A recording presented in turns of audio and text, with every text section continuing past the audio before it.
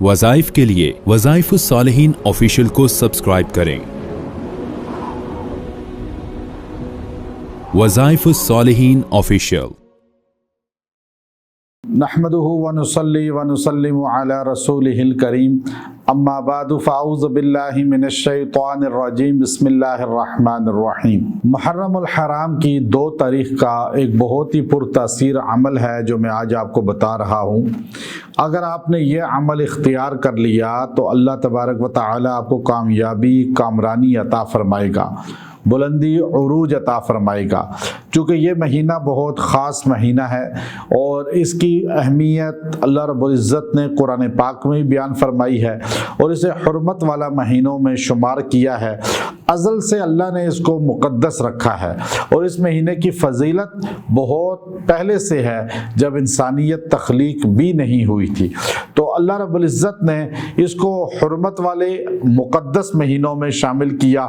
تو اس مہینہ کے اندر جو آدمی 2 تاریخ کو یہ عمل خاص اختیار کر لے گا، اللہ تبارک و تعالی اس کے کامیابی کامرانی عروج ترقی اس کو عطا فرماتے رہیں گے۔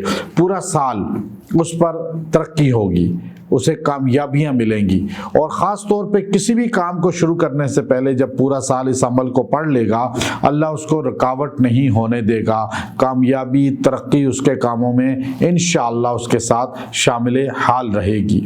تو محرم کے ان مہینے کو آپ نے نظر انداز نہیں کرنا۔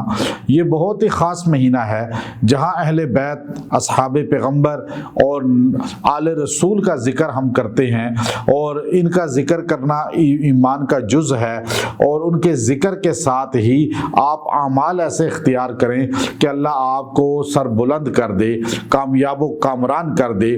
بے شک نیزے پہ سر حسین چڑھا ہے، لیکن اللہ نے کامیاب یزید کو نہیں کیا، حضرت حسین کو کیا اور آل حسین کو کیا، اور قیامت تک حسینی ہی کامیاب ہوگا جو اہل بیت سے محبت کرتا ہے اور حضرت حسین رضی اللہ تعالیٰ عنہ کی زندگی اپناتا ہے، اللہ اسے کامیاب کر دیتے ہیں۔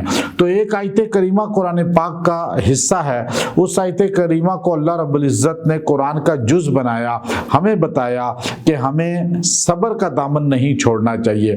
جہاں ہمارے سامنے محرم کے اندر اور بہت سے واقعات ہیں، وہاں سب سے المناک دردناک واقعہ کربلا کے شہداء کا ہے، جن میں ننھے منھے چھوٹے بچے، علی اکبر، علی اصغر، اور پھر اہل بیت کے وہ جوان نوجوان، اور کس طرح جو ہے نواسے رسول حضرت حسین بن علی رضی اللہ تعالی عنہ، یہ تمام لوگ دردناک حالت میں شہید کیے گئے۔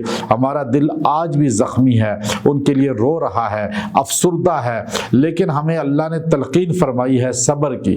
تو صبر جو ہے یہ انسان کو اوج ثریا تک پہنچا دیتا ہے، بلندی کی بہت بڑی جو معراج ہے اس تک پہنچا دیتا ہے۔ تو اس لیے قرآن پاک کے اندر اللہ نے فرمایا کہ میں کس کے ساتھ ہوں۔ اب لوگ سوچتے ہیں کہ فلاں بندہ تو میرے ساتھ ہے، فلاں تو ہے، لیکن آپ بادشاہ آپ کے ساتھ ہو، وزیر آپ کے ساتھ ہو، ایم پی ایم این اے آپ کے ساتھ ہو، اس کی کوئی ویلیو نہیں اگر اللہ آپ کے ساتھ نہیں۔ اللہ فرماتا ہے میں کس کے ساتھ ہوں۔